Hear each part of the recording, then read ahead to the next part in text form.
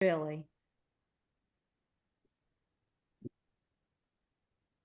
Okay, well, thank you everybody for signing on. I think we can go ahead and get started now, just so we can be respectful of everybody's time. Um, Thank you, Representative Clyburn, for being here today. We really do appreciate the opportunity to talk to you and for you to be a part of the screening process.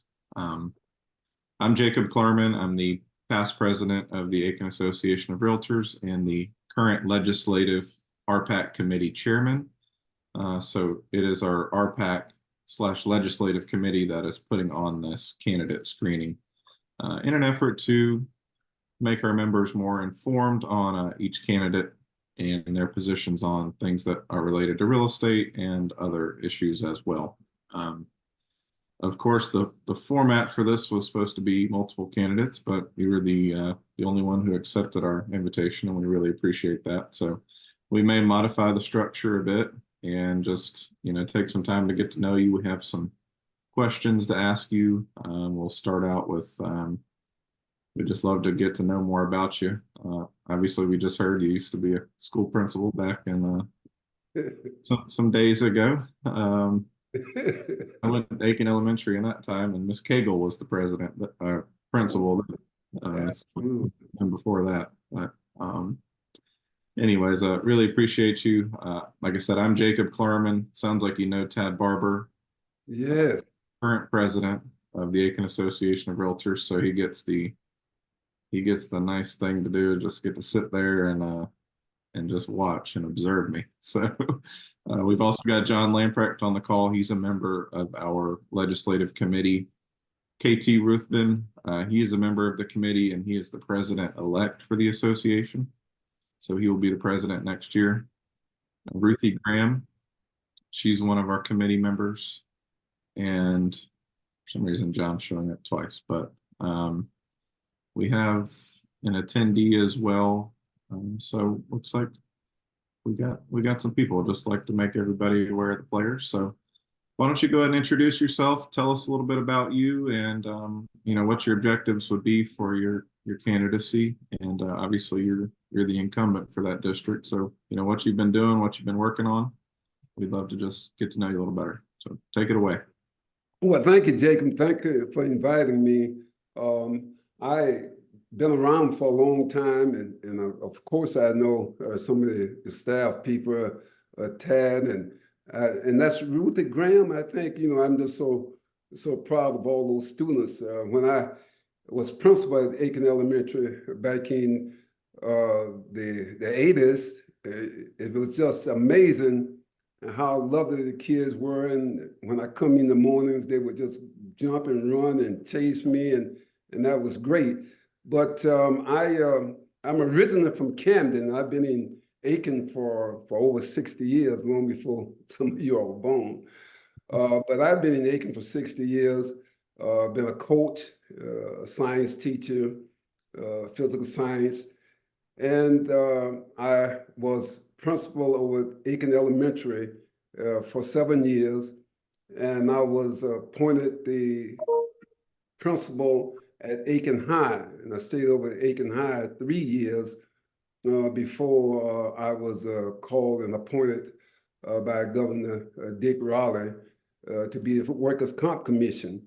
And I stayed up there for 6 years under him, and then appointed by Governor Campbell for 2 years. So I remained a commissioner, Workers' Comp Commissioner for 8 years. And I tell you, I've been elected now for a long time. I got elected in 1973 to Aiken City Council. I was the first minority to win an at-large seat in Aiken as a city councilman. Then I went to county council and stayed there for about 8 years until I was elected to the General Assembly. And I've been in the General Assembly now for 30 years. And it's obvious that I'm a public servant. As a matter of fact, besides my educational experience, that's practically all I know is just public servant. And so that's where I spend my time. That's where I want to be. And as far as the real estate association is concerned, I've met some of your staff folks in Columbia, and I've always had good relationship with them. So that's a great interest for me. As a matter of fact, I was once a salesman for just a few years. Never had the time to put in it, and I couldn't move too much effectively forward. So I never became a realtor. It was just basically a salesperson, and so I'm very familiar with some of the personalities in the industry. Okay. There are definitely some personalities in the industry. There's no doubt about that. Okay. Well, we'll just kind of dive right into some questions. You know, what are your top priorities right now? I mean, if you win the re-election of this seat, what would you see as your top priority for this next term? Well, I'll tell you, Jacob, based on my interest is really centered around my culture. It's where I live and the kinds of things that I do. And I'm a strong believer in education because I believe fundamentally that if you can educate the minds, they can lift themselves out of poverty or whatever you want to call it. And of course, to go along with the education, I put a lot of emphasis on economic development and quality health care, and public safety. Those are my pet peeves. I sit on the committee of Ways and Means. I was put there by David Wilkins. A lot of people are surprised that David Wilkins would appoint someone like me from a different party, but we understood each other quite clearly. We had the same thing in mind, and that was to work and to do things that would make life a little better for all. But basically, it's about education for me. Bringing in teachers, retention, paying them, because I know what happens when you train a child, and so I have a strong belief in that. And I believe it or not, I believe in affordable housing or workforce housing, whatever the case may be. I'm a strong believer in people being in an environment that will be uplifting for them. Certainly. Yeah, that sounds good. And we did a screening earlier of the other district. I believe it was 81, and we heard a lot about workforce development and education funding. So to look into that a little bit further, do you see any plans or paths that maybe we need to press down harder on to develop the workforce for, things that are here in Aiken? I mean, like SRS, all the other industries. So, I mean, workforce development, what do you see as a path there? Well, let me just tell you, we need housing. And I know there's a lot of housetops, and everybody's saying, "Oh, it's just so many." But based on the studies that we have gotten through the bank, they are saying that we are still running. There's a shortage. So there are some things that they know that I may not know about, and that is the influx. We have a lot of people coming into Aiken for a lot of reasons. And so one of the things I see is just that we want to make sure that we have suitable homes, good environment, make sure that is in place. I hope that you'll keep the emphasis and keep your foot on the pedal to keep driving that home. Yes, sir. Let's see. I've got a list of questions here I'm going to look at. So as South Carolina continues the trend towards economic recovery and growth, what should the state government do to provide more economic opportunity for business and our citizens? Well, listen, I'm a strong believer in economic development. I think we got to create the jobs. which means we got to bring in the industry. Bring them in, and we've got to create some jobs for ourselves. And we've got to have a good educational system. We are losing teachers, and I tell you, this is very pivotal. We've got to have teachers in here that will teach. We are losing a lot of people because we don't pay them as much as I think they should pay. I'll be honest with you. And then we got to keep them here, that we educate. We don't want them moving out. We've lost a lot of that. But the main thing is, I think South Carolina has to keep bringing in the industries. They have to keep preparing for for the future for our young people. We got to keep a good state that believes in inclusion and diversity, and that's what I think they ought to do. I think we ought to just keep moving forward on what we've been doing. To me, we are making a lot of progress. I think South Carolinians are in a good place. And I think the state, the evidence is you see the growth in the population already. I mean, we are set for another congressperson because of the increase in population. And I'll be honest with you, my friends, I think your industry really have to stay focused, because they are coming. Yes, sir. That's what we hope for. We like more people moving in, so that's a great thing. Yeah, and I'm not saying you're not focused. It's just a way of me saying that, Hey, we need people who are focused and ready to get people into Aiken, especially and the surrounding areas. Plenty of people work in the surrounding areas.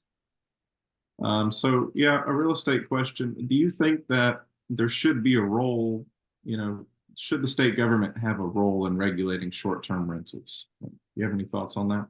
Wow. Yes, I do. I do have some thoughts on that. I was just trying to figure out there's some advantages and disadvantages. But I'm sure if state government makes a decision on that, they're certainly going to be talking to people from your industries. I don't think they're going to just jump out there and make a decision. And y'all have some pretty good, I don't know whether you want to call them lobbyist or liaison person, whatever it is, but they will make sure that the lawmakers are on top of what's good for the industry and what's good for the state. So I don't know. I think renters ought to be protected in some form or fashion. But from my position, I would be trying to get answers from you all. I'll be honest, and that's the way I've always handled it. I always found out. It's amazing. No matter how this may sound to you, but it's amazing how much information I get from lobbyists. Mm-hmm.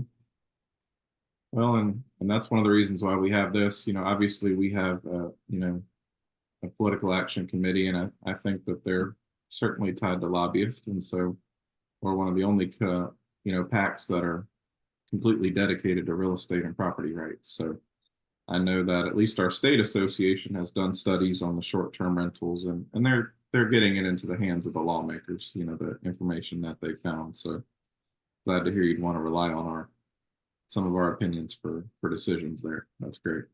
Well, absolutely. So regarding South Carolina's budget, any thoughts on that? Do you think we spend enough?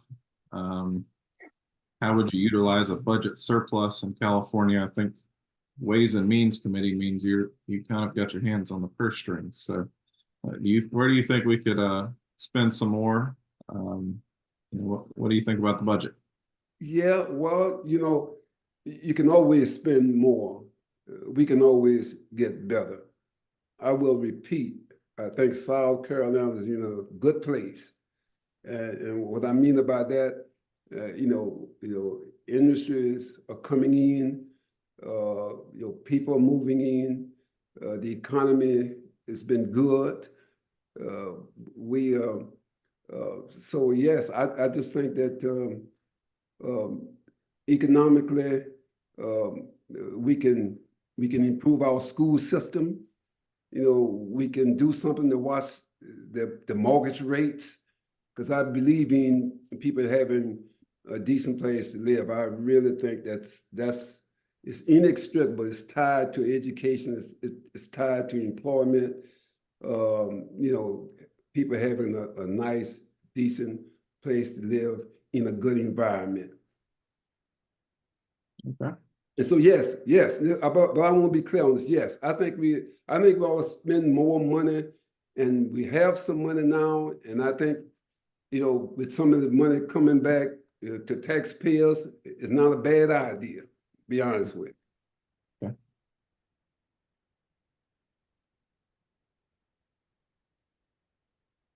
Yeah, I hear kind of a recurring theme as the teacher retention and recruitment. Is that something that the state level can help, or is that more on a county by county basis? I mean, do you think there's something that the state can do to help with keeping our teachers here? We see a lot leaving out of state. You know, what do you think the state can do? I think you're just so right on that. We can do a lot for, you know, for retention.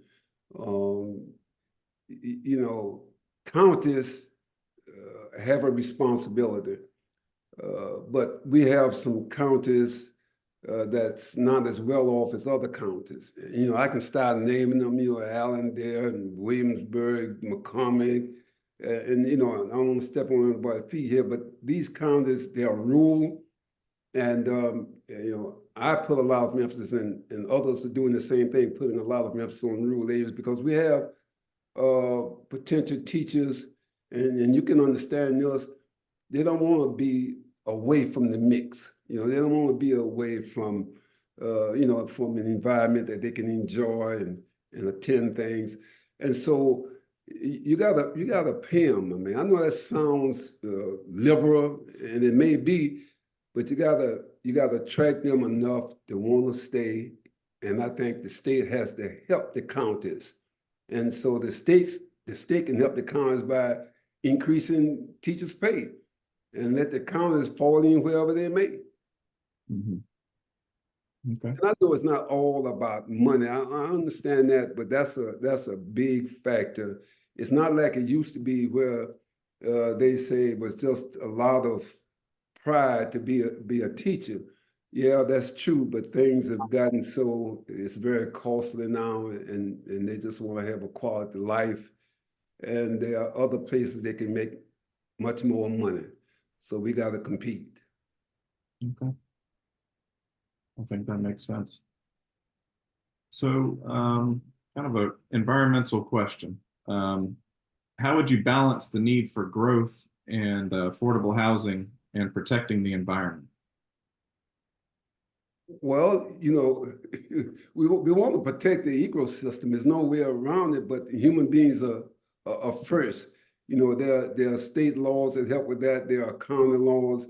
And then we have the South Carolina Conservation Voters Organization. You know, they're going to do their part in protecting. But right now, I don't see a very big conflict. I think we've got to protect our natural resources, but our most important resource, you know, is people. Mm-hmm. That's very true. Any thoughts on the issues that are coming up with AI, people's privacy, automated imaging, and disinformation, and things such as that? Any thoughts from your perspective on what we can do about AI?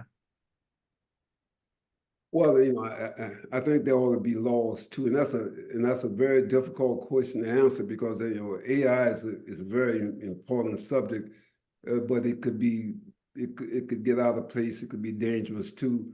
But I have faith and I have confidence that that type of science, that type of technology, is going to be used to our advantage.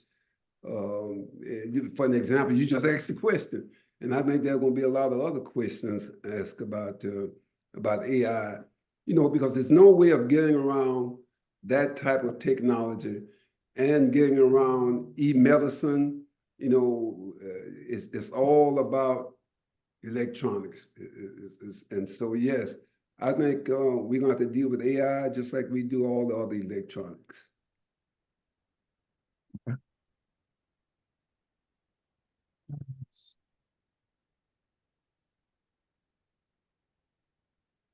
I think I'd like to kind of open it up to the other committee members if they'd like to chime in here. Any questions? I think Representative Clyburn, he's touching on a lot of the questions in his other answers. So if anybody else, maybe wants to chime in,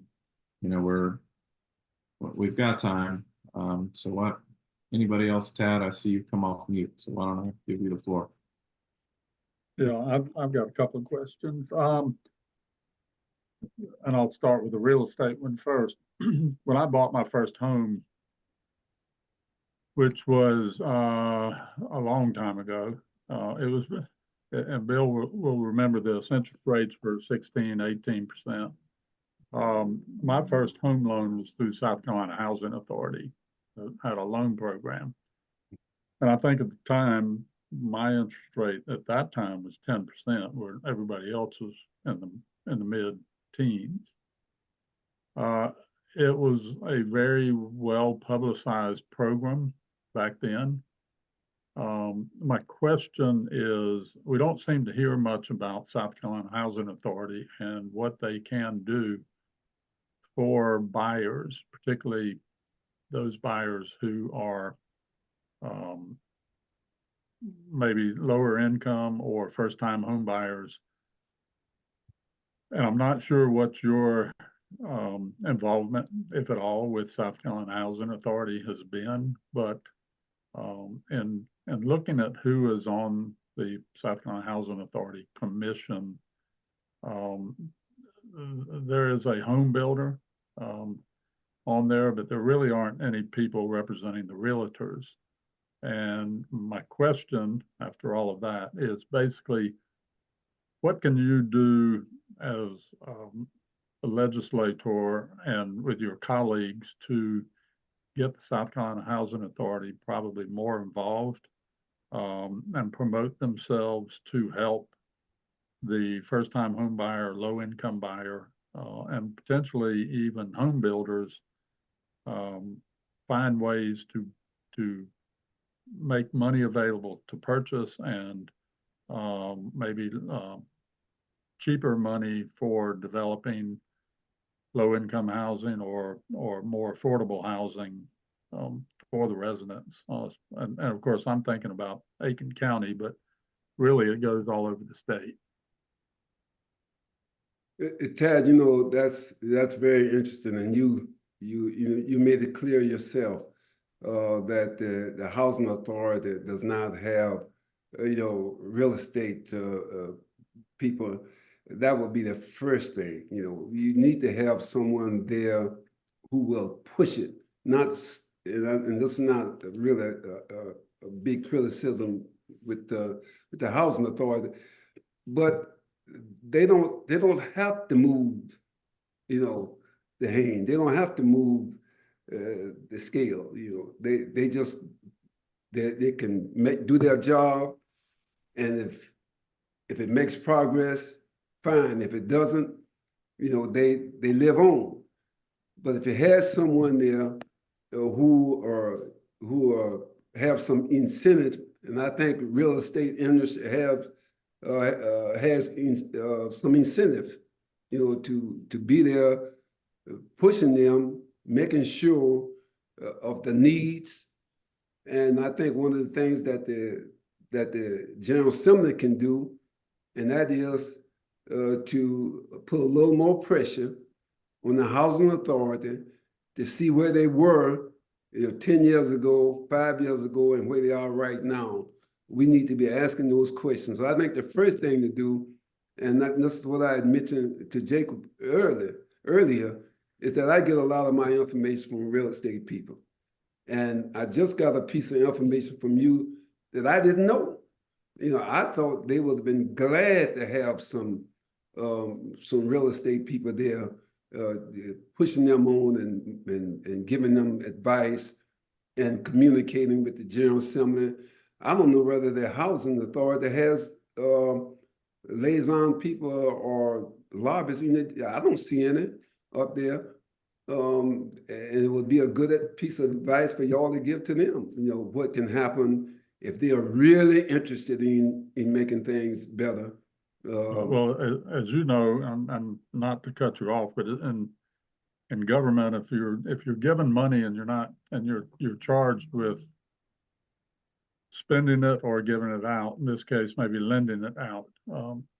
If you don't do that, you typically lose that funding. And so I'd like to know that the housing authority is willing, ready, and active to try to get that money out, especially if they can provide below market financing. And I'm not taking anything away from banks, but they're more profit driven, as you say, and market driven, whereas I assume the state is funding the South Carolina Housing Authority and with the expectation is they're going to make funds available. So it's not to say that they're not working with realtors. It'd be nice to have a realtor on there as one of their commissioners.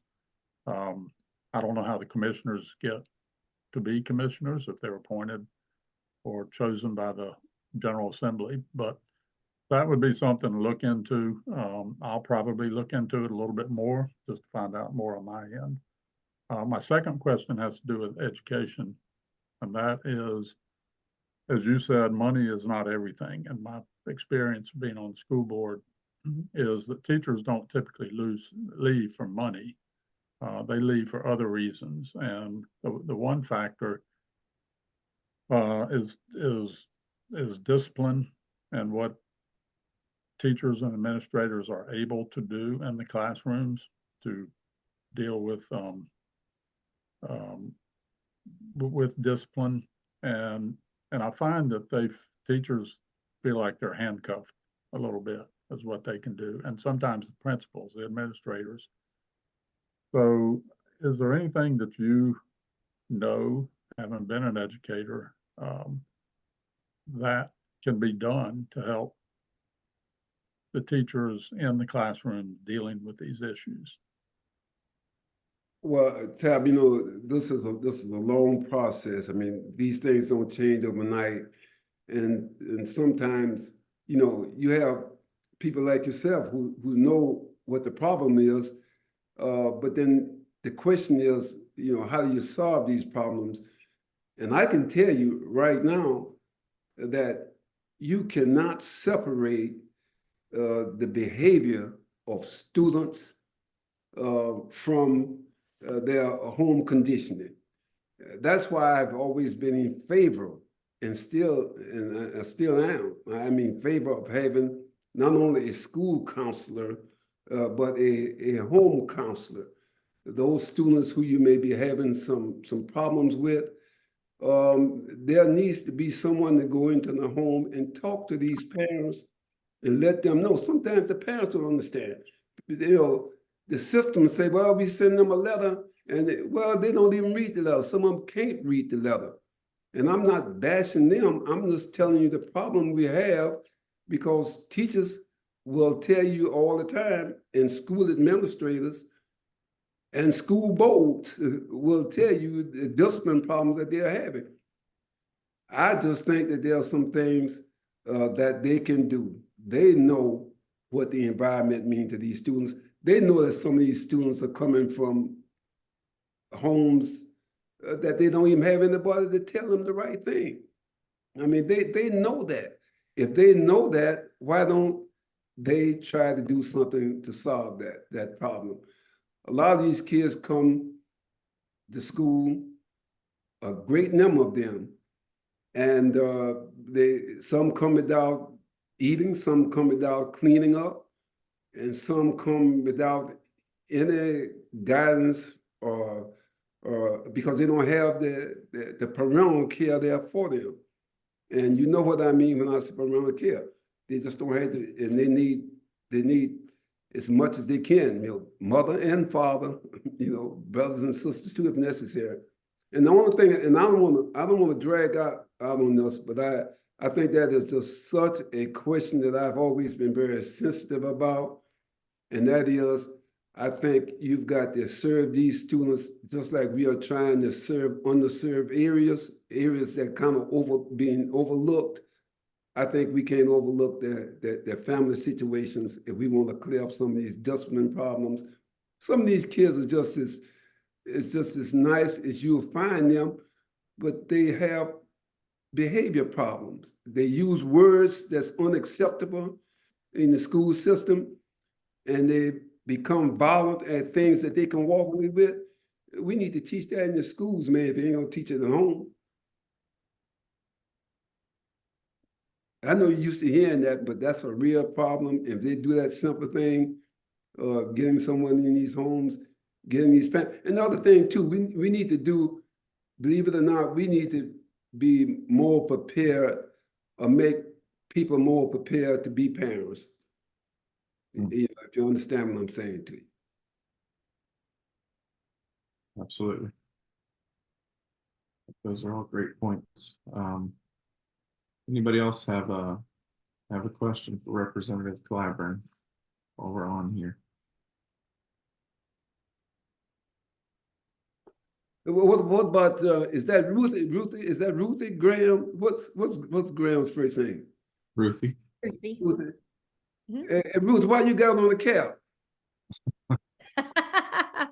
Well, today is a workout day and a work from home day, but this is a Maybon baseball cap. So I'm still being a real estate agent. Okay, all right. It's a stylish agent. That's all.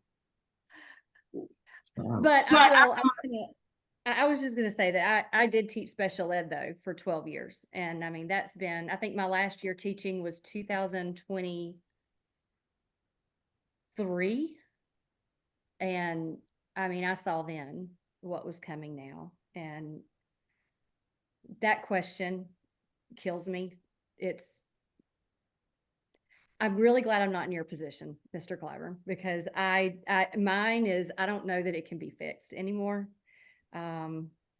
It's really sad. And that's one of the reasons I got out of teaching was kids coming to school with no food, parents who wouldn't care. And I was pregnant with my third and said, it's time to go home and parent my own children, instead of somebody else's for a while. And I never went back to it. So. You see what I mean? You heard her statement, because I felt I had to take care of my own children.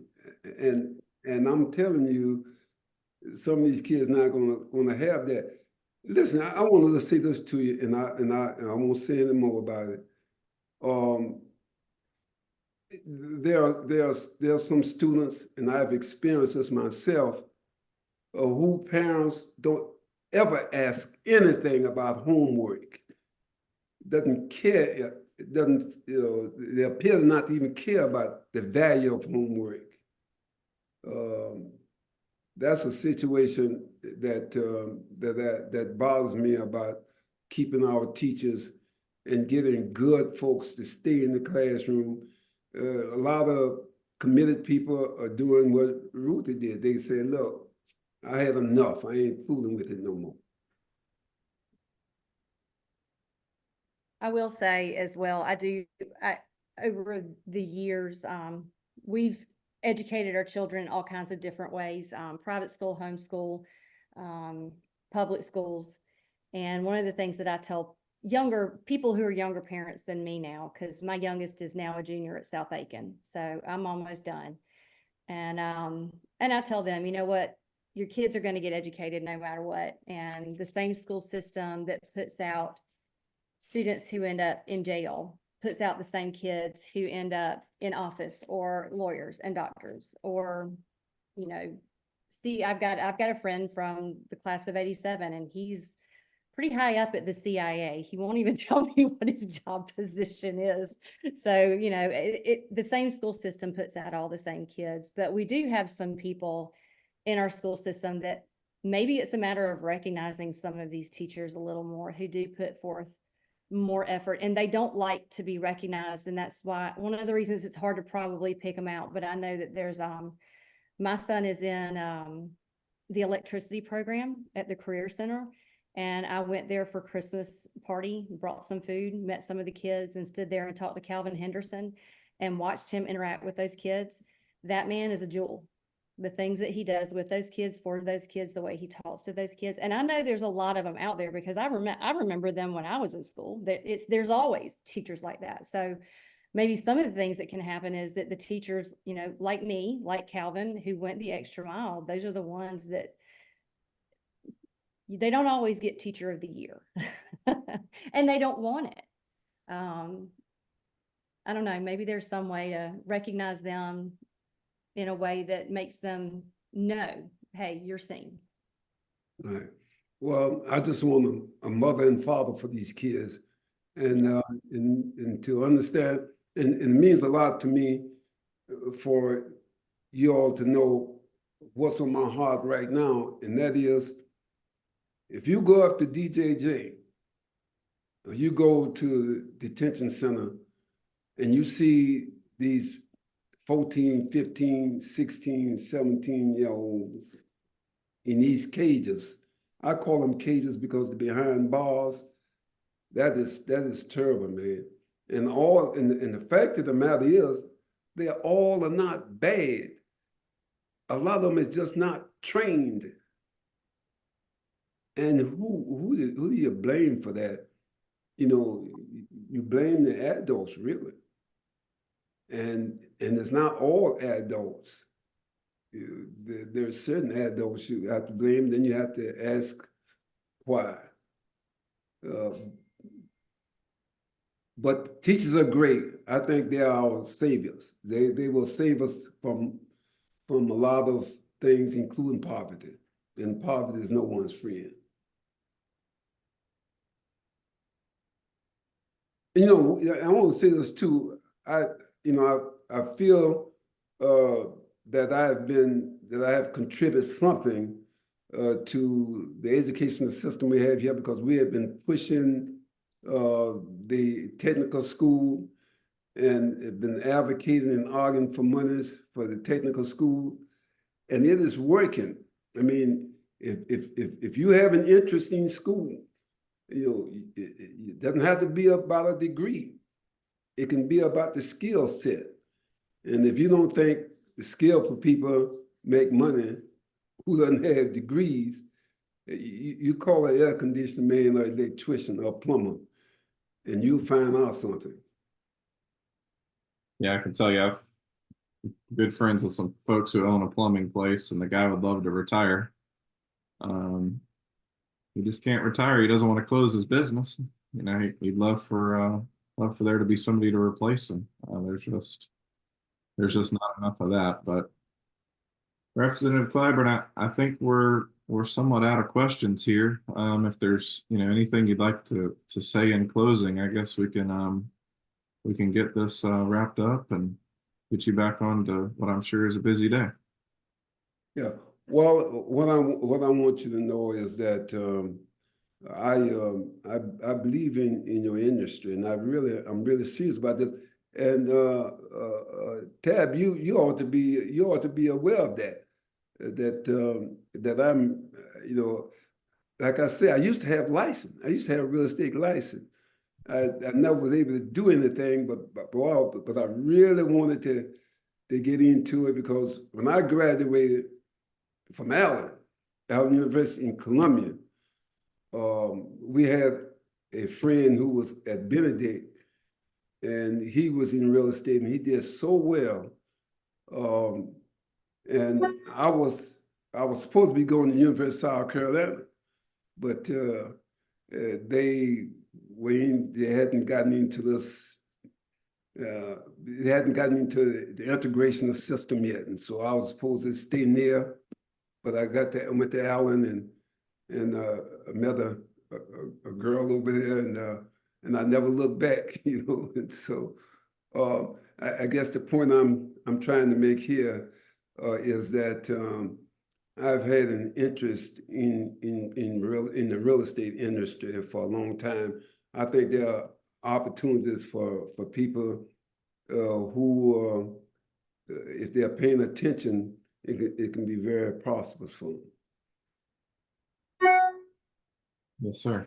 I think you're right about that. And we appreciate you having interest in our industry, and we wish you the best of luck in your primary and then your general election, assuming everything goes well. And if, Yeah, listen, man, that's scary, But yes, I understand. I really appreciate that, and I hope everything goes well.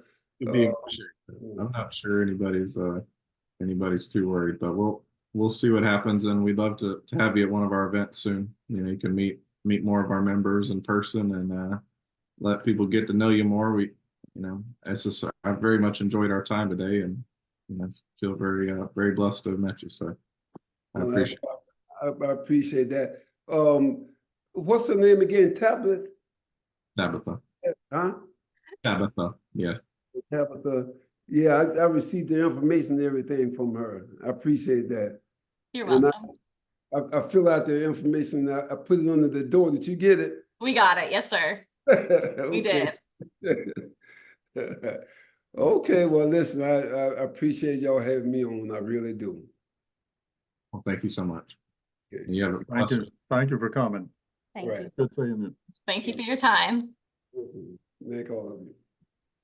See you later. Okay.